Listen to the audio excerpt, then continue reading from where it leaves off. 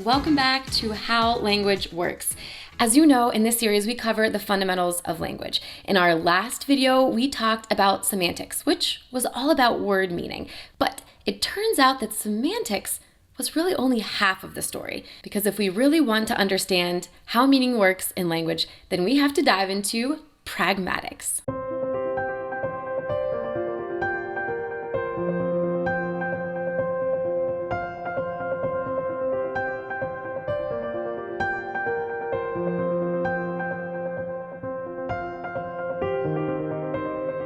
Well, lucky for you, my friends, because in this video, I'm going to tell you what pragmatics is, why it matters, and how it works. And for those of you who don't know me yet, my name is Emily. I'm your friendly neighborhood linguist and host of this Mango Languages series. Well, without further ado, let's get to it. Okay, so what is pragmatics? It's the contextual meaning of our language.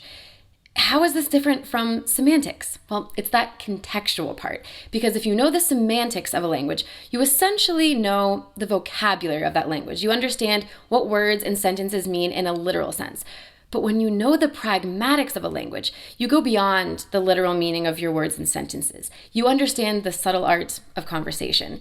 And if you're looking for something to be grateful for today, be grateful for your knowledge of pragmatics, because it's responsible for how you take social, cultural, and situational factors into account when you use your language in everyday contexts.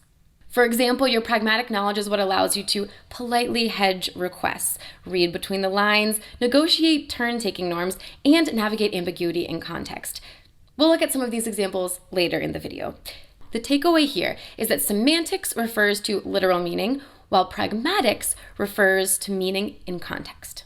So now we know what pragmatics is, but why do we need it? Well, there are two main reasons. One, language is inherently ambiguous. And two, people don't always say what they mean. I'll give you an example to demonstrate each of these points. First, let's talk about language ambiguity. Imagine you read the following news headline: "Stolen painting found by a tree."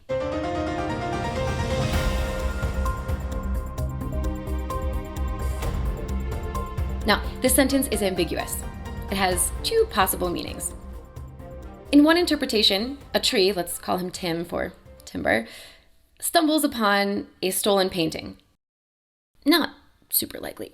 In the other interpretation, a stolen painting is found next to a tree, presumably found by humans. Now, the sentence is ambiguous because the word by has multiple meanings. With semantic knowledge alone, the sentence remains ambiguous, but by applying your pragmatic knowledge of how the world works, in this case, the fact that trees don't usually have the agency to find things, you are able to easily ignore the unlikely interpretation in favor for the likely one.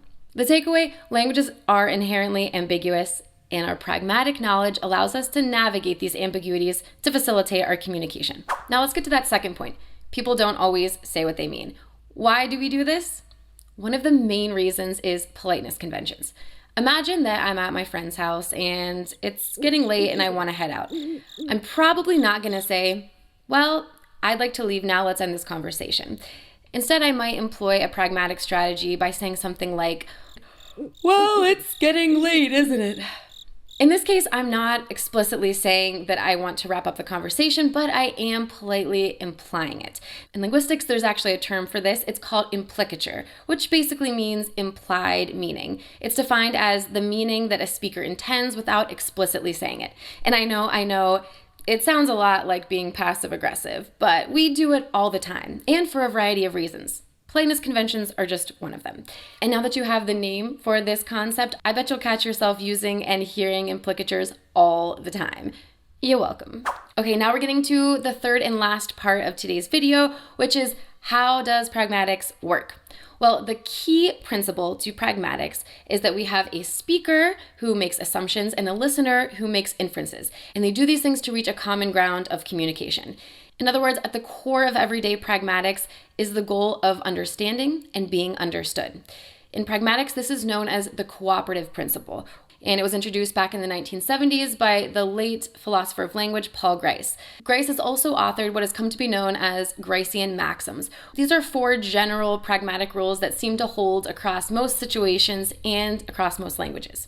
They are: be concise, be truthful, be relevant, and be clear. Now, these maxims are like the glue that holds together a conversation. However, like any framework, there are tons of exceptions. For example, when using sarcasm, we might intentionally violate the maxim of being truthful, and we would do this for the effect of humor.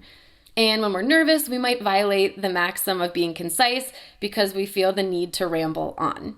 It's also important to note that there are differences in pragmatics interculturally. In fact, there's a whole fascinating subfield of linguistics called intercultural pragmatics. And if you'd like us to do a video on that, then let us know in the comments. Okay, now last thing before we get to our recap. Now, what happens when the meaning that a speaker intends is not aligned with the meaning that a listener perceives? Communication breakdown. And this happens often. Here's a funny and embarrassing story, true story, of a time when there was a communication breakdown because of a misalignment in pragmatics. So I was at this party and I was talking to someone I had just met, and I asked her what she did for a living, and she told me, I work in labor and delivery. My response to this was, oh, cool, my grandfather was a truck driver.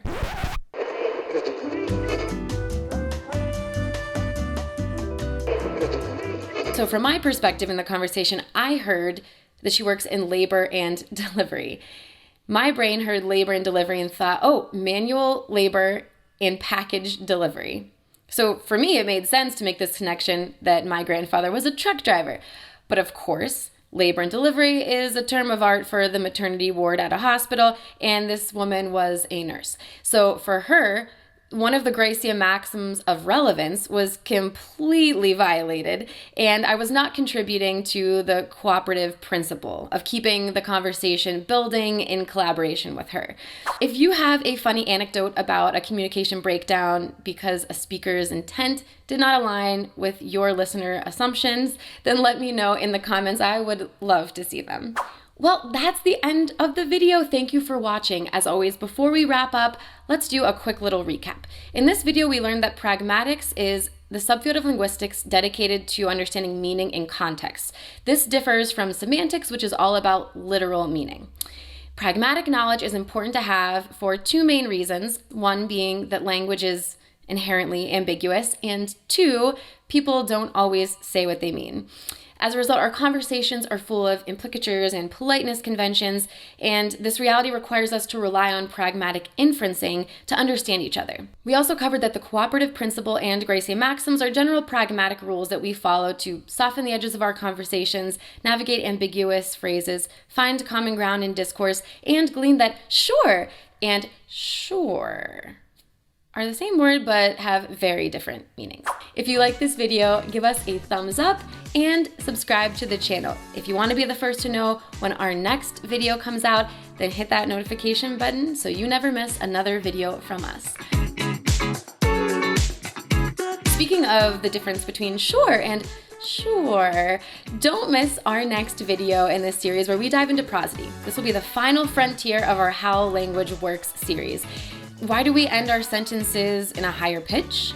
Do languages differ in how melodic or monotone they can be? And how does intonation work in languages like Mandarin Chinese? All of that and more in our next episode of How Language Works. Until then, be well and stay happy. Ciao!